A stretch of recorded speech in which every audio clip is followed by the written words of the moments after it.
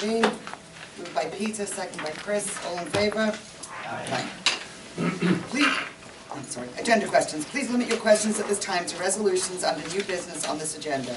As a matter of fairness, you are asked to limit your questions to no more than one, and your remarks to no longer than 3 minutes. If you are here representing a group, please identify yourself, the group, and your position in the group.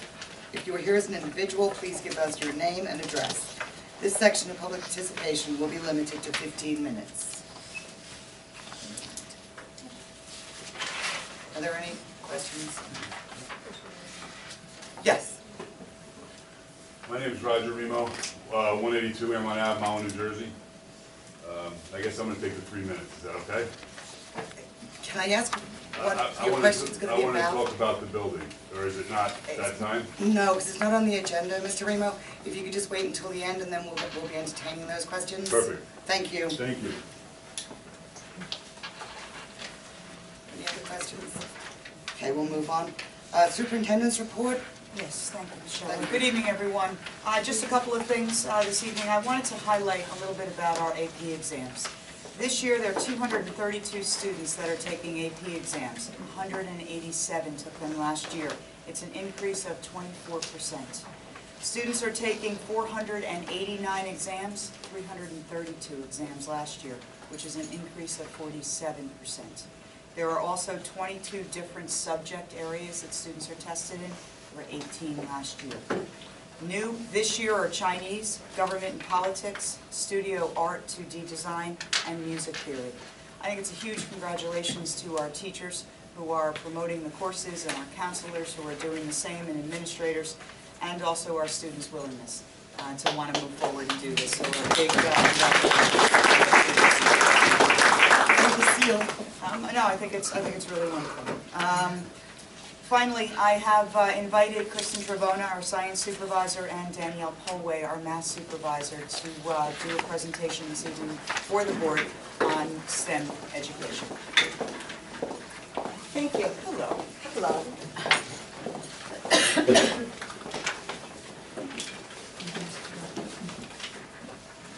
I know that a lot of people have heard of STEM. It's the new buzzword with everything else going on in education. And what Danielle and I wanted to share with you tonight is really where we are as Mahwah community, Mahwah education, in terms of STEM education. And STEM really is just the basis of science, math, engineering, and technology. But it's a lot more than that. It's not just having these courses, but it's really the practice and the design between purposeful planning and purposeful execution of practices that incorporate all of these components, as well as what they call STEM standards of practice. And that really has some key words up there. It's applying the rigorous science, engineering, mathematics, and technology, but a lot of it is down towards the fourth bullet where it's engaging the students in inquiry, engaging in what's called logical reasoning for a purposeful approach, working in collaboration, having them solve a problem through teamwork with more of a facilitator rather than direct instruction, and applying technology appropriately. And I think that's really a key to STEM, that it's not just, it's used purposefully and appropriately rather than just, here's some technology, let's run with it. There's two different approaches. There's the interdisciplinary approach and the intradisciplinary approach to STEM. And what we're going to take right now is about 5 minutes to just show where we are at Ramapo Ridge and the high school in both of these approaches. So I think Danielle wants to start with the robotics. So we'll talk a little bit about the interdisciplinary approach first. And with our robotics courses, which start in the 7th grade at Ramapo Ridge, we go all the way through to the high school to seniors. And that's our biggest interdisciplinary set of courses, I guess, or interest for our high school and middle school students. They first start out, well, we have one of our little buddies with us here today. This was built by Nathan Choi in the high school. We stole it from him, and we said we'd bring it back in one piece. I hope. I hope it comes back in one piece, and it still works. But our equipment basically is the VEX equipment in the high school, and in the middle school we're using the Mindstorms by Legos. And they do basically the same kinds of things. And in the middle school we start off in an introductory course. All 7th graders go through one cycle in our robotics course. And they play with Lego pieces, basically, which are robotics pieces. And they also integrate into that the 4 standards of practice that Kristen just talked about. So they work collaboratively collaboratively in teams. They have a problem that they need to actually solve, which might just be moving the robot from point A to point B in the 7th grade, or making it turn around, or making the lever open or close. And they do all of this with the technology, with the Mindstorm software that they're actually programming the robot. We move forward with that from the 7th grade into the high school, and any students can really take robotics. So we have two levels of the robotics. The first, like, intro to robotics course. When we first started out, being the math person, I should have my numbers really in my head. But let me see. I want to make sure that I quote myself appropriately. In the beginning, when we first started, 10 years ago, we had about 83 students that were involved in robotics in the high school. Now we are running 6 full classes in high school, so 3 each semester, and then we run into 2 advanced courses into the next semester for them. So we have a lot of students that are running through our program in the actual courses. They build these robots to go through different tasks. And again, these tasks are actually accomplished, these performance-based tasks, through inquiry, through, hey, does this work, does this not work? They're trying in collaboration with their partners, their teams. So some of the different things in the advanced robotics course are a culmination of what they've learned in 7th grade, and then in the regular robotics course, a walking robot or a robot that can actually complete a figure 8. Lots of times you'll be walking down the high school in one of the hallways in the new wing, and the robots are just running around in the hallway because they're doing what they're supposed to do. And this robot in particular, if I could get it to work, we were having, I think we picked 2 bum batteries. But let me see if I can at least get it to turn on and do what Nathan has programmed it to do. Which autonomously it will run that way, and then, again, we're not sure which battery is the bum one, but then from this controller, it was one of these things before where I was able to reboot it that way, so let me see if that works. It might wake up in a second, but I think you all get the idea of what this little robot will do. It'll open its claw, will pick up a ball. At the end of this course for this semester, their robots will pick up a ball and actually deposit it in a basketball, in a little garbage can. They have different competitions with that. So leading to the competitions, if we just skip over that, right, Chris? If you want to lead to the competitions, just go right to the robotics club, because that just really is the culminating experience for all of our students. And it just so happens, it was great timing, that one of the pictures on our wall is with our students this year that are in the robotics club. So this year, we have 34 students that are participating in the club, and on the average for the past 10 years, I guess we've been averaging about that much in the club. And basically these students are given a task in January, and the task just says you need to do this. So this year, the robot has to actually pick up a exercise ball, which is pretty heavy, and it needs to deposit that ball into a hoop. And it's like Crash, Bang, Boom, that game, I don't know if you remember that, with the little robots that would actually be in the ring with each other. It's that kind of idea this year in terms of the competition. So at the end of March, we wound up. We placed in the quarterfinals, but they were waiting to see if they made it to St. Louis, and they missed it. Right. We got but they made it through the regionals and placed in the quarterfinals down in Bridgewater to Raritan. Wow. Wow. And we have students from all walks of life. They're so interested in this club that, and they have a great time. Yeah. And I notice it's kind of a mix of male, female? Male, female, and 9-12 grade level. Right. Oh, it does span. It Oh, does wow. span. We have a Yep, bunch it of spans 9th graders in there Mhm. who are going to be the foundation now, because we lost a lot of seniors last year who were a core member of growing this program. Okay, that's fantastic.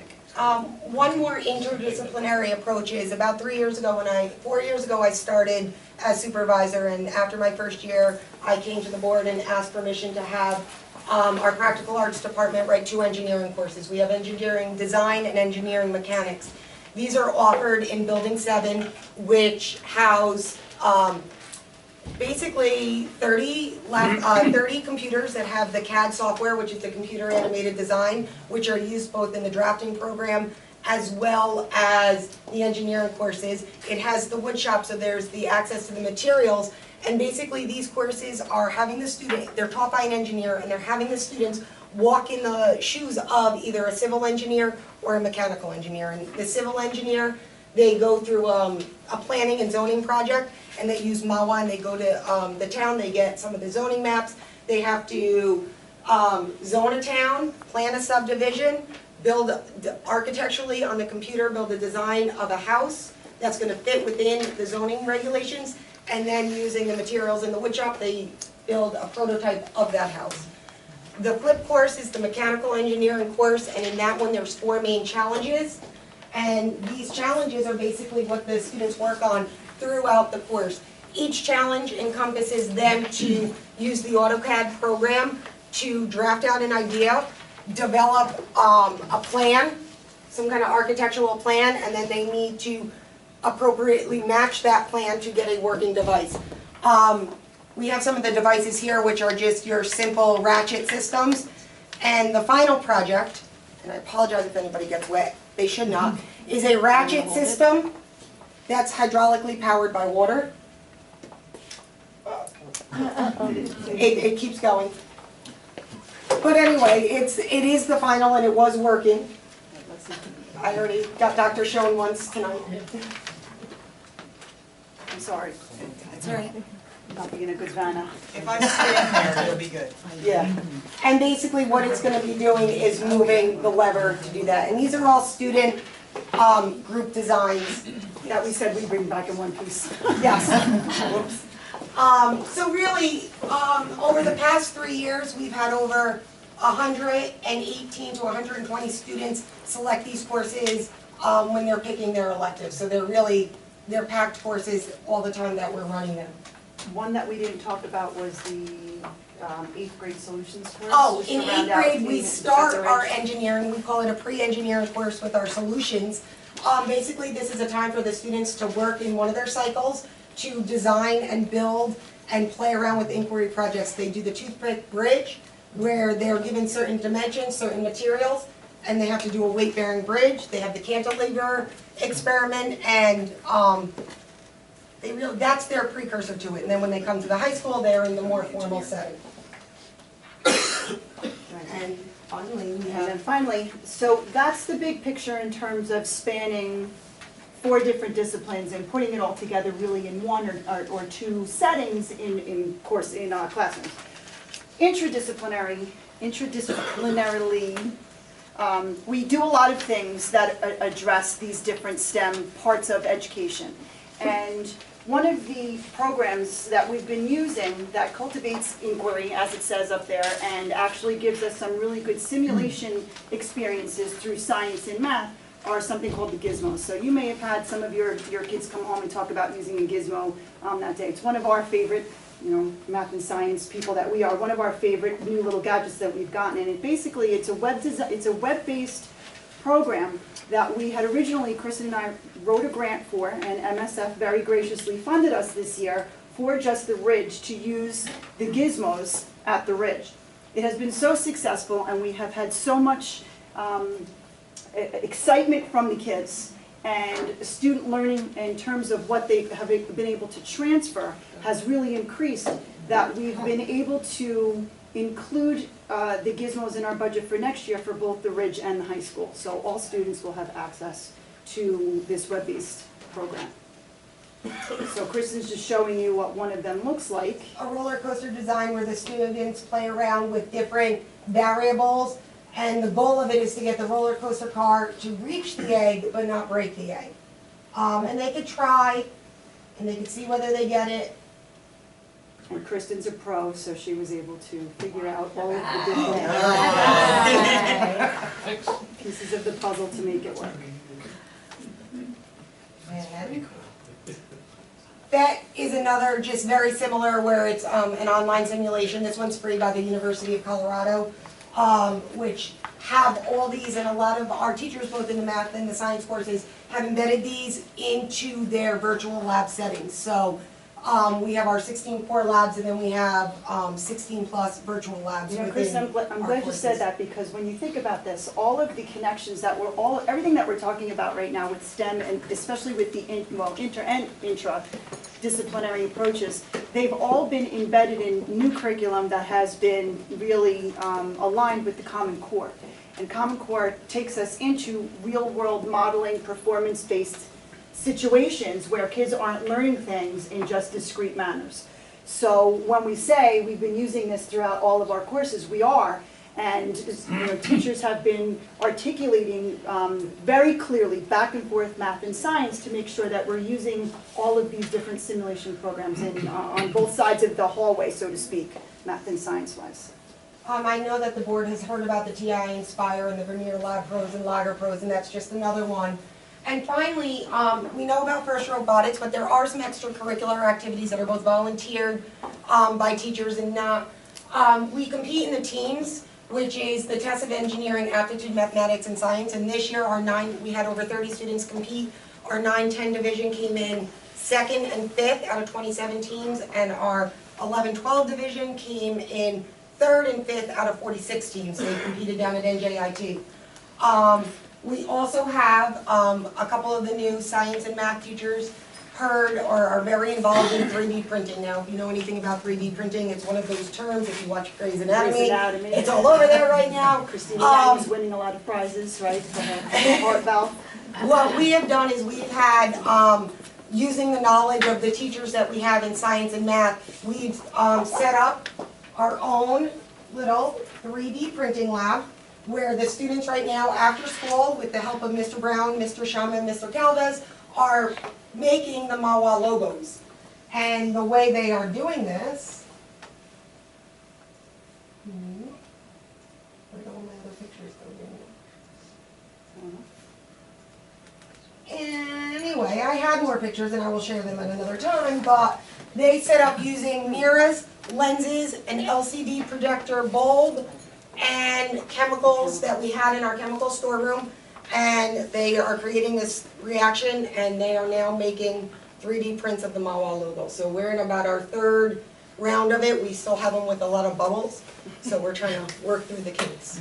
That's about it. And then lastly, the last two that are up there in terms of the activities that are supporting STEM are DigiGirls and BAM, and these are two programs that are actually not, I don't want to say supported, but they're not actually housed in the math and the science departments. It's actually our business department that takes students to Microsoft, which is where we have our affiliation, and we have had over the last 6 years 180 girls participate in DigiGirls, where they go and they are exposed to different careers and fields in technology, and they have hands-on experiences with the technology.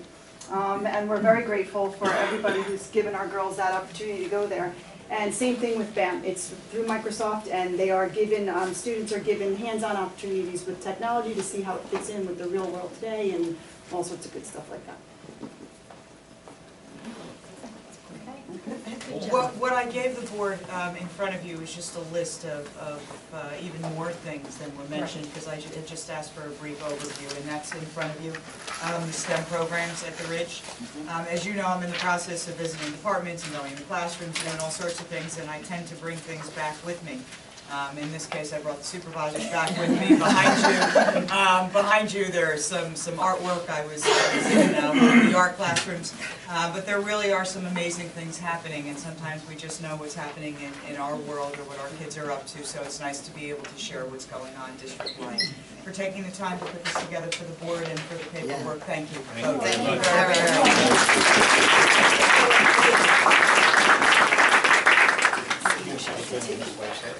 On the way out, get Ed some more batteries. Yeah, we need more batteries. I think I ordered them. Yeah. No, I think we just didn't show them everything. so that's it for me. Oh, sorry, thank you. Mr. Bono, Ms. Polly, thank you very, very much. Thank you. It is always a pleasure to share. And Dr. Schoen, thank you for bringing them here. I brought supervisors back this time. Well, we tried, we're trying to do this every month. March wasn't a particularly great month because of, budget and tenure and all that stuff, so it really doesn't. Personnel? Yeah, let me just add a little something to what Kristen and Danielle were talking about. You know, I observe the supervisors because I'm their supervisor. And about 3 weeks ago, one of the observations I did was a conference that the two of them had on integrating all the different skills in mathematics and science, so that students don't see, well, this goes on in the science class, this goes on in math class, and they never cross over. So when they talk about crossing the hallway, it is amazing what they're building into the curriculum. The projects they're co-planning from the Ridge all the way through the high school, where students will be getting all of these skills together. On top of that, they've been working with Dennis Fair so that those science lab books now start to read like the RSTs that they're working on in language arts. So the collaboration really embraces the Common Core and the STEM standards phenomenally. So to sit through that observation was a real privilege for me, because it's really exciting to see what they're doing every day. I mean, I just saw them do what they do regularly, and you should be very proud of that. We are. Okay, I don't really have much for this meeting. Next meeting is going to be the big one, May 7th. That's the point at which we renew non-tenured people who are recommended for a contract. You've been reviewing their files. So May 7th will be the date that we'll have renewal of contracts for non-tenured people and all our non-certificated people. So that would be, for those of you who are new to this, that would be like maintenance, custodial, bus drivers, and other people who aren't under regular instructional certificates. So we're putting together all of those lists. Tomorrow we have a principals meeting to look again at non-tenured people, to be certain where we are, and to look at possible transfers within the district. So now we're starting to hop with all of the personnel items, and this will continue probably till, when's your August meeting, August 29th? So, okay, so it all starts at the next meeting. That's it for me. Thank you. Mr. Datula? Yeah, I have three things. I'll go backwards. On the agenda, there are 15 resolutions that concern capital projects. So basically, for the 5 projects, the 3 boiler projects, Betsy Ross, George Washington, Grand Hill Ridge, the Univent project at Joyce Kilmer, and the switchgear project at the high school. So we have 5 resolutions approving signing the grants. Then we have 5 resolutions that authorize me to sign the grants and then purchase orders. And then there are 5 resolutions to authorize taking out the necessary funds out of capital reserve. My original thinking was we would do this at the budget hearing. However, all the paperwork has come in from the state, and again, moving it up by 2 weeks just gets the process going faster. So we can do that tonight. Second thing, at previous meetings, this is actually pretty brief, so I'll kind of dig into the finance committee. I think at the last meeting there was a feeling that if we could come in, not at the 2.2, but at the 2% increase on the taxes, that would be a good thing. With this extra time, with retirements that have come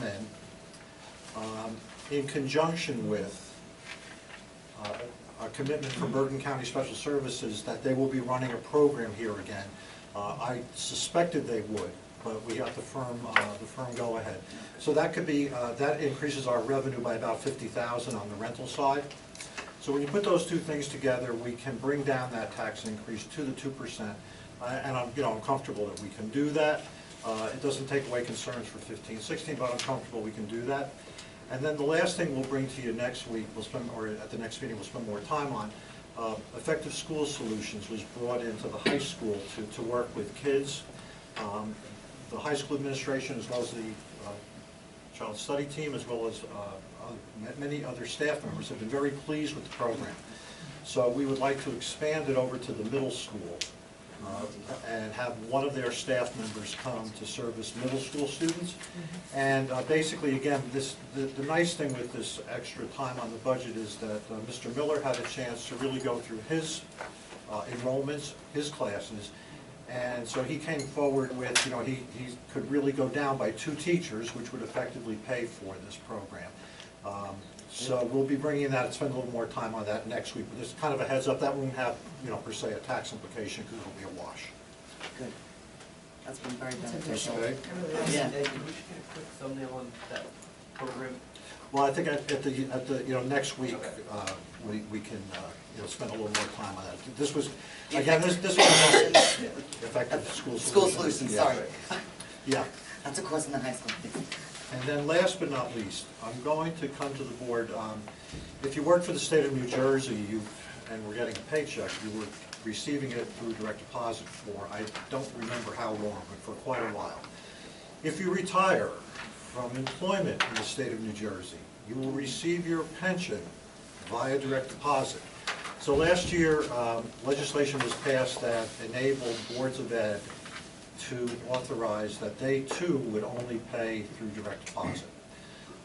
Monmouth Board of Ed currently more or less 90+%, 90 to 93% of our employees are already in direct deposit, so there is nothing to be gained or lost there. It's just a question of there's a few that are left. However, again, in terms of ease, in terms of expense, in terms of all sorts of issues, the direct deposit just works so well. This winter, we really kind of locked off a whole lot of people because whenever payday shows up on a snow day, which this year was, Yes. you don't get paid. So, but again, I'm going to come to you because the board has to pass a resolution. And as I say, I think this would be good for the district. It'll kind of, again, cut down on banking expenses. No, we're not talking major money. But it also, I think in the long run, once people have it, they tend to like it. You don't have to. Yeah, Okay? absolutely. Excellent. Good job. I don't have a report this evening. Committee reports. Peter? Normally, I wouldn't read the report that I give to the board members each time we have a meeting. But this report is sort of a summation of all the work we've done, the Facilities Committee has done since July of 2013. And it addresses many of the issues that have been raised over the last 10 months. And hopefully it will complete the process in people's minds. I'm going to read this, and if I make a mistake, my wife is going to kill me. The Facilities Committee met to review all feedback received to date since that multi-purpose facility idea was first proposed for consideration in July of 2013. Since that time, presentations have been made about the need or opportunity for a facility, design, use, cost, and location, along with questions raised by members of the public and the Township Planning Board. This report tries to cover the major or most relevant topics. We'll start with HVAC. Upon verification with the architect, it was confirmed that the facility will indeed be heated and air-conditioned at the time of construction completion. The previously provided annual maintenance costs of $25,000 to $50,000 included the assumption of a 12-month building complete with HVAC. We created some confusion at the last session when we indicated that early thinking was to vent the facility for eventual placement of HVAC. We have concluded that it's simply better to install this system from day one during construction. Thank you. Is that what you're kind of? I can do it. We inquired about solar panels and were told that since it's a pre-engineered building, the structure would not support the installation of solar panels. To do so would require a more expensive structure. Regulatory approvals. We've received approval from the Jersey State Department of Education to proceed with the multi-purpose facility. The letter is attached for your review. I'm talking to the board now. Please note, the district received this letter on April 20th, 2014. It is dated February 21st, 2014, and we can't explain the gap. The committee believes this approval should provide assurances to both to the board members and to the public, as well as, and including the planning board, that we are proceeding with the facility according to all the state requirements. As the board is aware from media reports, the Monmouth Township Planning Board sent a letter to the New Jersey Department of Education expressing objections to the proposed multi-purpose facility. We referred to questions about proximity, security, emergency access, police sightlines, and stormwater runoff to our architects' engineers. Responses are provided in the attachment the board has entitled Proposed Multi-Purpose Facility Questions. This response also deals with questions that have been raised by the public in sessions Dr. Schoen has held regarding the upcoming budget. The committee believes that the issues raised by the planning board have been satisfactorily dealt with by the responses our architect has provided. Concerns raised by the HSO/HSA sessions have reflected both planning board comments as well as other questions which have been raised previously in public sessions. They have included questions about construction periods, parking requirements, consideration of other sports including basketball. These all have been responded to previously during public sessions. However, here's a review. Construction will take place during the school year beginning October 2014 and will be completed by December 2015. Parking expansion is not necessary. There is nothing in the facility that will support which would increase traffic. Games will not be played in the facility. Capacity is limited to 100 participants, and there's no viewing area. This is a practice facility designed to support multiple activities of a small number of participants simultaneously. Basketball. Basketball was not a part of the original scope. The committee believes that the community competition for gyms will be relieved by the use of the facility, and as a result, no additional basketball facilities need be considered. Alternatives considered. The committee's consideration for the multipurpose facility followed a multi-part process, including 1, availability of funds, 2, the needs for current facilities, and 3, options which would provide the greatest impact. Under availability of funds, it was not an issue since the board had done a commendable job managing budgets and voting unanimously to place monies into the capital reserve account over the trailing 10 years, including larger amounts made available in the prior 3 or 4 years. This has had an additional positive effect in enabling the district to qualify for ROD grants from the state, which has further expanded the purchasing power of the capital account. For those who have not been here for previous meetings, an ROD grant on certain certain projects, the state will give back up to 40% of whatever we spend. So the projects we're going to vote on tonight, the first 5, will grant us a return of 40% on our investment. The committee feels that the multi-purpose facility be constructed according to current budgetary estimates. The capital account will retain, let's do it again. The committee feels that should the facility be constructed according to current budgetary estimates, the capital account will retain a $2 to $2.5 million balance, sufficient to meet continuing facilities need for the long term and subject to annual expansion on the basis of the board's overall budget management. The committee notes that should the final bids for the multi-program facility exceed the amount as discussed to date, the board holds the option of rejecting any bids, eliminating the project, or revisiting the project.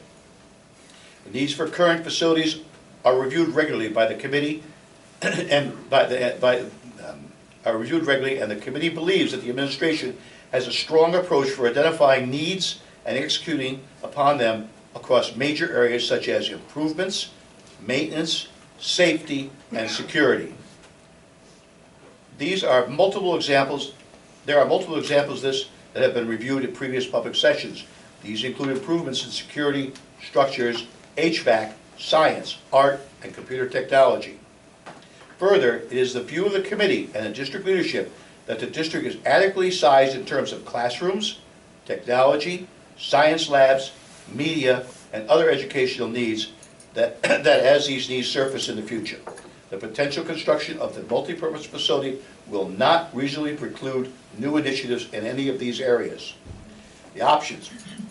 As discussed previously, Once monies have been voted to be moved to the capital reserve account, they are reserved for capital use only. Funds cannot be placed back into the operating budget, the budget which covers such expenses as instructor salaries, curriculum, and what are often considered to be purely educational requirements. Therefore, options such as additional staff were not within the purview of the committee, and as a result, the Facilities Committee did not consider options which would require significant continuing operating expenses other than maintenance costs, which the committee expects will ultimately be offset by private and/or community use fees, as is the current practice with existing school facilities made available for public and community use. Therefore, as discussed in the previous public session, we make the recommendation to consider the facility on the basis of the available opportunity to fund the facility without compromising future facility needs and the ability to build a facility which would benefit a high percentage of existing Mahwah High School students continuously. Approximately 30% of all high school students currently participate in fall, winter, and spring seasons activities, and be available to community athletics, and other groups in the same manner our Mahwah High School turf field is currently available, and in the same manner our other school facilities are used for community athletics, and to be in use for a long period of time. The estimations are at least 25 to 30 years. The committee views the facility as an opportunity, not an overwhelming necessity, to make a long-term investment in both school and community use for activities which engage children, teach team participation, commitment, and which reflects the district's broader mission, which includes people who engage in activities aligned with their needs and interests will reach their highest potential, and physical, intellectual, and creative activities are essential for personal growth. Referendum. The committee's position on putting the decision about the multiple purpose facility out to referendum is that it's not necessary. We all have been elected by the public to represent its views and believe that by all standards we have been good stewards to the districts in terms of academic performance, breadth of programs offered, commitments to all cohorts, as well as budget management and planning. Further, 3 years ago, the state of New Jersey gave the Board of Education budgetary powers similar to the municipalities' elected officials. So we believe we are acting well within our authority. The New Jersey Department of Education approval supports this view. The committee notes that if the facilities were put up as a referendum item, the precedent would create significant future complexities in the form of criterion, timing, and a general ability to operate flexibly. Finally, the committee believes that it has satisfactorily dealt with the questions originally posed by the board members, though there is certainly no limit on these continuing. The questions about parking, solar, expense have been addressed. The original question about consideration for a swimming facility was also addressed. Thank you. Thank you. Board members, any questions?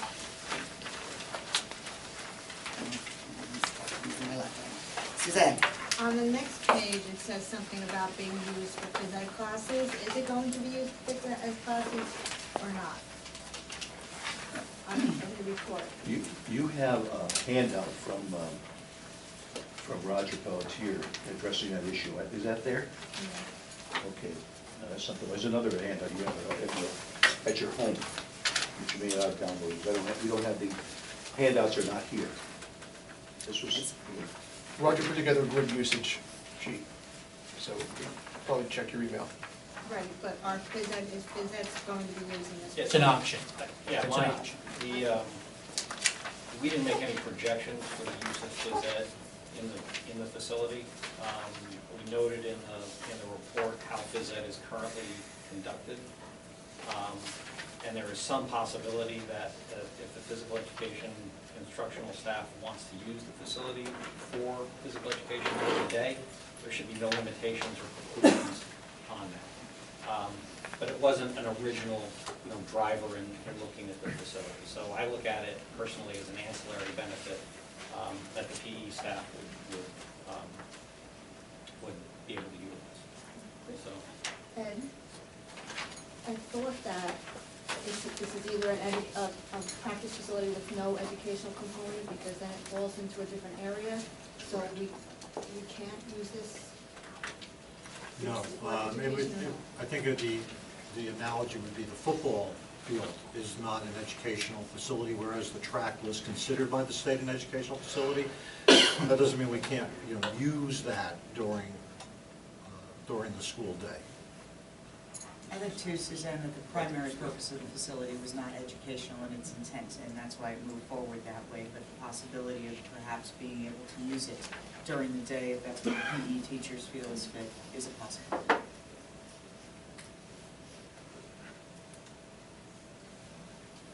Suzanne? Oh, sorry. There was something in here, Pete, about the planning board concerns. You said all the planning board concerns have been addressed? That's correct. You have that as a handout. Again, I don't have it here with me, but it's one of the six handouts we sent this afternoon, 5 or 6 handouts we sent. No, that one came out earlier. That was like last week, the But, concerns. all right, but it was sent out today too, Oh, the as well, second okay. time. So everything that they asked for as far as water runoff, everything is within the criteria of the water runoff formula, whatever it is. That's not for me to decide, it's for our architect and engineers to decide. He's asleep, don't worry. Go ahead. What the architect said about the stormwater runoff observation from the planning board was that the building will have to be built to adhere to something called the state Stormwater Act or Control Act. And so it has to be built to deal with that. So that was the answer we got from the architect and the engineer. And also distances from fueling pumps, gas stations, access on and off the highway. We are well outside of the boundaries that bring us too close to those. Every question was answered in our favor. I think it was sent to my, and I guess I wasn't. Yeah, it's in your email, you could print it out. It's a big Yeah. document, it's like 14 pages. Yeah, all those questions were answered in that, I think that were raised Are you referring in the press or wherever else that this seems to have been discussed with total misinformation. It's been disseminated to any number of people and quite blindly done. So we're trying to make sure that all of this information now is put as fact. Yeah, and he responded to the storm water runoff issue, he responded to emergency access, he responded to sight lines, and he responded to the proximity issue in relationship to both the sidewalk and Ridge Road, as well as the pilot station. Well, So, and I see that, and that was a little bit personal to me. And it just says that the school is exempt from local land use ordinances, that doesn't mean that we're doing the right thing. Read the rest of it, though, that's just. Everyone's totality. well, that's, I mean, we've got our authority in that regard, so, you're right. So it's 450 feet. I also believe that most of those tankers shouldn't be sitting there overnight running, so. I know that they are. Well, when we were promised by any number of people that they wouldn't be, That is true. and I would have thought somebody would follow up with that, but they No don't more than seem to 12 do. rigs. It was supposed to be Eight nine. rigs, that's, Eight parking spots, Yeah, yeah, no overnight. and no idling, but we were assured by everybody that in their power that they would make sure that wasn't happening. Sorry, no, shit. Are there any other questions? Board questions? Were there any more committees that met last week? No? Just from a negotiation standpoint, Uh-huh. there's dialogue back and forth about setting schedules and getting Great. things moving. So, Great. feel positive about it. Great. That's the summary, informal version. Instructional, 8:30 on 8:30 Tuesday morning. Anybody else can join Chuck and I? 8:30 Tuesday morning? What's that? Instructional. What morning? Tuesday. Check. Okay. We don't serve breakfast before. Well, my son's graduating on the 16th of May, so I have to keep that open. Old business. I have a motion to move 14A. Peter and Doug. Questions, comments? Roll call, please. Mr. Nolan? Yes. Mr. Robinetti? Yes. Mr. Salverini? Mr. Wojciechowicz? Yes. Mrs. Curry? Yes. Mr. D'Angelo? Yes. Mrs. Davis? Yes. Mr. De Silva? Yes. Mrs. Schreier? Yes. I'd like to move the entire 15, A through GG. That includes all of the grant money. Moved by Chris, second by Peter. Questions or comments? Okay.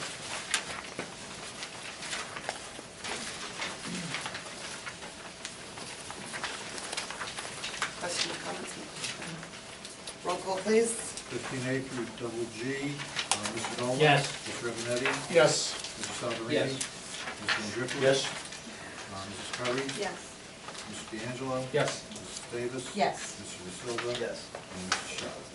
Schreier? Yes.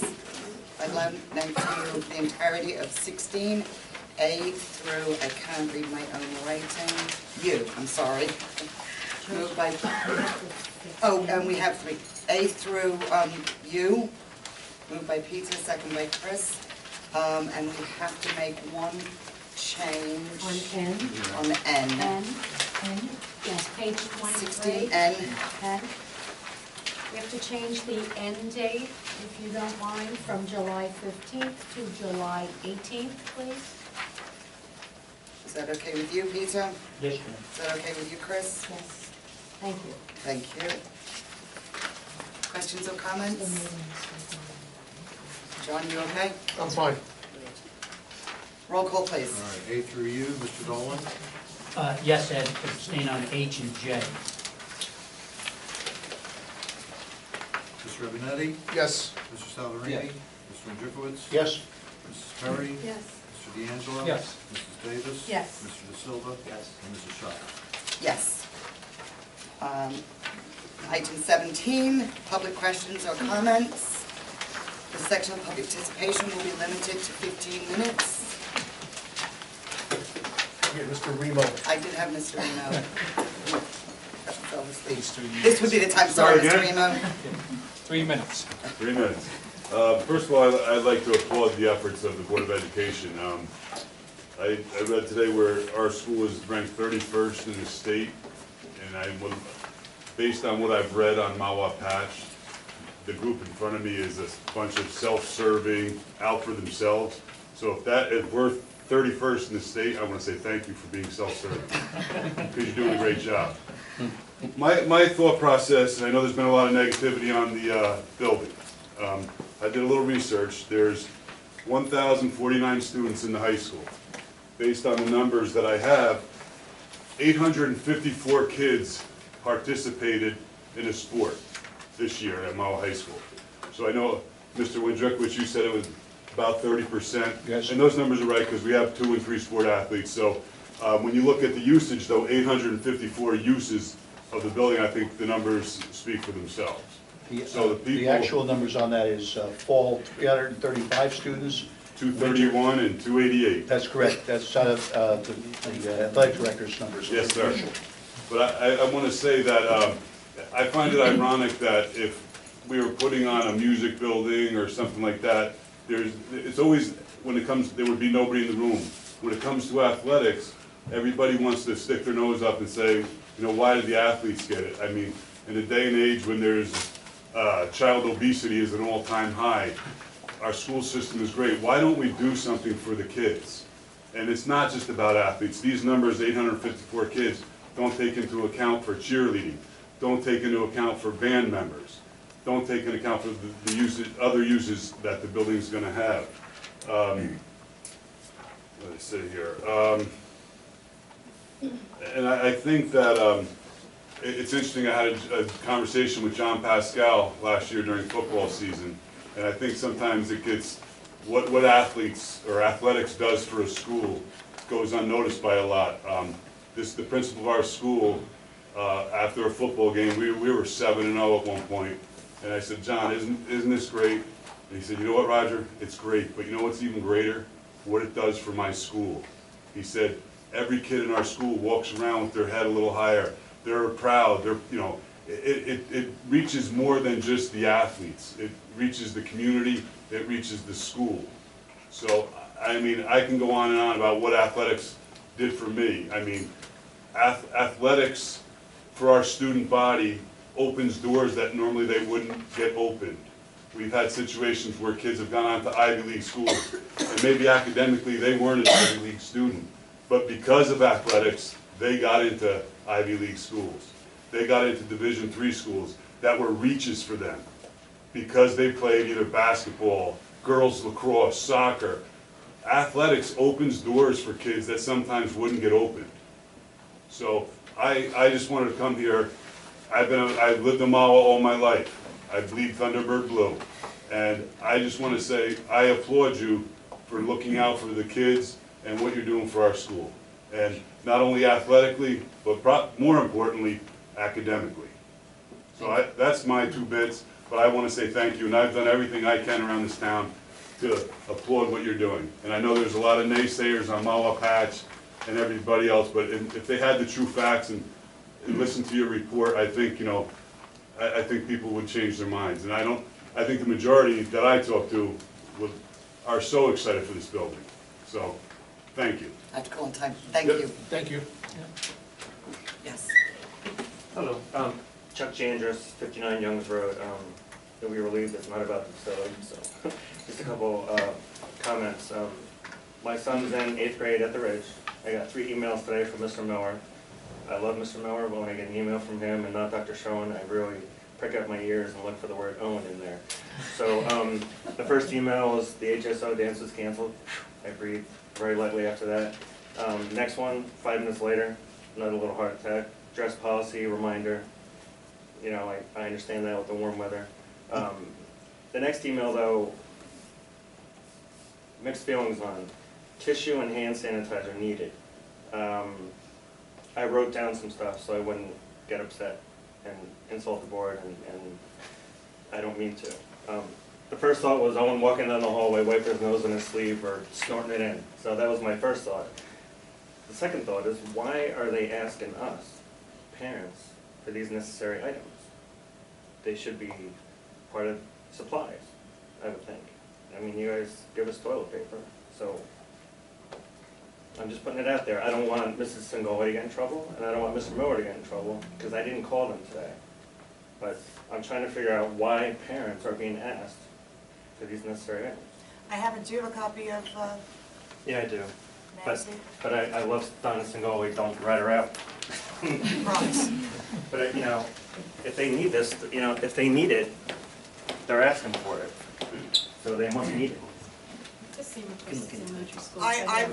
I'm sorry, I didn't hear you. I'm sorry, Dr. We did get the same request at the elementary school. We're asked to donate a box of tissues every couple months. I believe it's probably, I don't have the history in front of me, but it's something that's not atypical for schools to do, and certainly after either a winter season or as you get into an allergy season. We do supply toilet paper, yes we do. I know, I wasn't trying to... But, you know, tissues, we do tissues as well, but sometimes it just gets to a point. Let me just look into it, get a little bit of the history, and if it's all right with you, I'll get back to you tomorrow. Sure, I am. Does that sound like I don't want anybody to get busted or in trouble. I promise you. It just seems like parents are being asked for money and supplies, and you guys clearly have enough of that. And there's no reason for us to be asked for tissues or hand sanitizer. So that's it. Thank you. You're welcome. Next question? I was just gonna add on to that. Susie Godding, 59 Ave, but, Could you stand, sorry, it's much easier to hear you that way, thanks. just going on that email, you're saying like this season, we get the emails and the notes home asking for in the beginning of the year for tissues and hand sanitizers and things like that. So it's not just like towards the end of the year, it's in the beginning of the year too. Not a big Like I deal said, for you, that's just- I'm 10 months old in the district as far as looking into the history of how we've done that. I appreciate Ms. Ferrante's comment with it happens at other schools as well, so it's not just a Ridge kind of thing. It wouldn't surprise me if it doesn't happen periodically throughout the year, but again, I don't have the history, so I can't claim to answer that. Oh, no, I wasn't looking for an answer, I was just informing. Thank you very much. Thank you. Any other questions? Son? Comment? Comment? George Kale, 599 Wyckoff Ave, Mahwah. I'm on my 23rd year of teaching in the district. As far as the tissues, you'd be surprised at how many tissues students use on a daily basis. They go through tissues like crazy. But I just wanted to thank Mr. Windrikowitz and the Facilities Committee for a well thought out report, very comprehensive. I agree with all the points. I'm not only a teacher in the district, a lifelong resident of Mahwah. I also coach multiple sports at every age, from rec to travel to high school sports, multiple sports. Been doing so for about 25 years. I just want to say I'm in total agreement of the facility.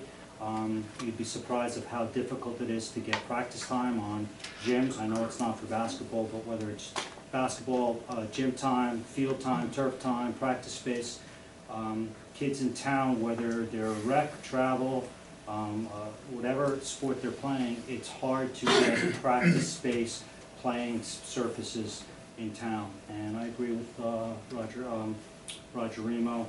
You know, sports offers so many opportunities for kids in town, and I think this would be a fantastic thing for Mahwah to approve.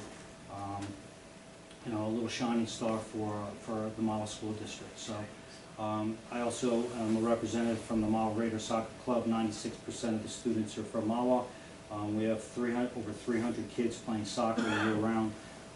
So whatever sport it is, whether it's lacrosse, football, soccer, this would be a fantastic opportunity, and I'd hate to see us pass up this opportunity. Thank you. Thank you. Thanks, George. Yes? Yeah, 15 William Place. I just have a question about the total cost of the construction. Now that it has HVAC in it, is it the same amount as it was prior, or is it construction cost higher? If that's yours. Yeah, it did not, it was in there. I'll try to, you know, in a nutshell, every project that we've done here of any size has undergone multiple changes during the design phase. So I live with it every day. The volunteers sitting at the table do not. So unfortunately, in the course of developing this, it started out with, we would go, you know, we weren't sure about the AC. As it moved through, you know, it became clear, but again, all of these projects that we've done have gone through that kind of tweaking and improvement. So no, it does include that. And when I say it includes it, as was stated earlier, again, if bids came in higher for whatever reason, then the board would have to reconsider options. And my other question is, does the board feel that there's any safety issues that need to be addressed surrounding the lack of sprinklers in the Marlow High School auditorium? I think we addressed that. As far as capital improvements are concerned. I'm more than happy to. I had addressed this a couple of meetings ago, probably 3 or 4 meetings ago, after meeting with Gary Montroy from the town, because there were comments made in regard to the fact that our auditorium doesn't have sprinkler systems in it. And what I wanted to make sure first and foremost is that all of our buildings and our facilities were up to code and up to requirements. And Gary Montroy assured me that they are. In fact, his quote specifically was, "If they weren't, I would have shut you down," and rightfully so. So has the board entertained having a conversation about putting sprinkler systems in the auditorium to date since that conversation? No, they have not. Partly because, like the auditorium, there are probably a couple of other areas that are code compliant, that we're not doing anything against the law, that there is a proper amount of egress for our students and our faculty and our staff to be able to get out, but it has not been a conversation after that point to date. Thank you. Any other questions or comments? Yeah, Evelyn Slackbarrow, 43 Thunderhead Place. Peter mentioned that there would be $2 million left in the capital. Sorry, $2 million left. 2.5. Because unless you've changed it on the user-friendly budget that's on the website, the estimate was only $200,000. You're looking at, I believe she's, I won't speak, I'll let you. Thank you. That budget does not reflect what was not spent in this year. So in terms of the balance sheet, that wouldn't show up until we're done closing the year out. So, you know, off the top of my head, we did not do the switchgear project because, again, of the fact that we could get state funding for most of it. This is the user-friendly, the budget for 2014, 2015, Correct. not the old one. 13, 14. So the information in there is reflecting, it does not reflect a picture at the end of this year. That's what. So it's never going to add up to that same number.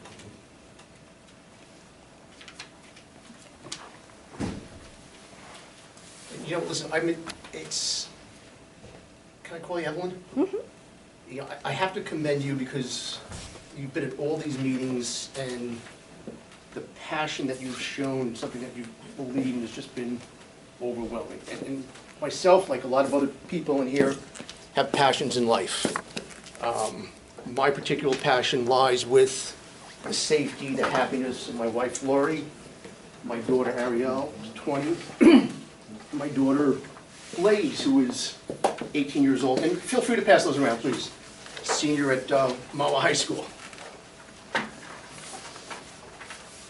And like many peers in this room tonight, we're here because we want what's best for our children. While we may not agree at times on substance, and while we may disagree sometimes on the facts, there's always been an unwritten rule, code of honor. Keep personal lives out and do not drag our children in. What I find offensive is the fact that you chose today to post on a closed page, Mawa Moms, something referring to one of my daughters. Well, excuse me, extend me the courtesy of finishing. Okay? Copy of your post has been passed around for everyone to see. You went on to say, quote, Ebenetti's daughter, who was trying to get her tax assessment lowered. I knew nothing about this until my senior called me this morning, very upset, saying, Dad, what's going on with my taxes? Why do I need to get them lowered? No idea what she was talking about. I got a second call from my daughter up in Boston, 20 minutes later. Your post had gone viral. It was sent to her from several of her friends who had moms on the Mawa patch, on the Facebook page, Mawa Moms. I would have assumed any reasonably prudent person would have taken the time out to at least see that, as comfortable as my kids may be, being 18 and 20, they don't own homes in Mawa. And before you went ahead and posted, any reasonable adult would have taken the time to research their facts. Had I not been a member of this good board, duly elected by the people of Mawa, this post that went on today would never have appeared. It was malicious bullying of minors, which I take offense at. And I hope going forward, whether you choose to post recklessly or not, you at least take the time to check your facts. And again, I commend your passion for your position. I'm done. Thank you, and I think that does draw us to a well, close. no, I would like to say, Excuse me? no, That is the excuse end me. of our I would public like to session. say that if you didn't call me on October 16th and try to bully me into not finding out the details of this facility, we wouldn't even be here right now. Thank you. 8:19, we're closed now, 8:19. Can I have a motion to adjourn, please? Moved by Doug, seconded by Chris, all in favor? Whatever happened with computers, which is in the facilities, laptops, for all the kids, the haves and the have-nots, so kids are educated on a level playing field? Dr. Schoen's previous school thought well enough that all kids should have that same educational aid. It's never been addressed as a possibility to a facility.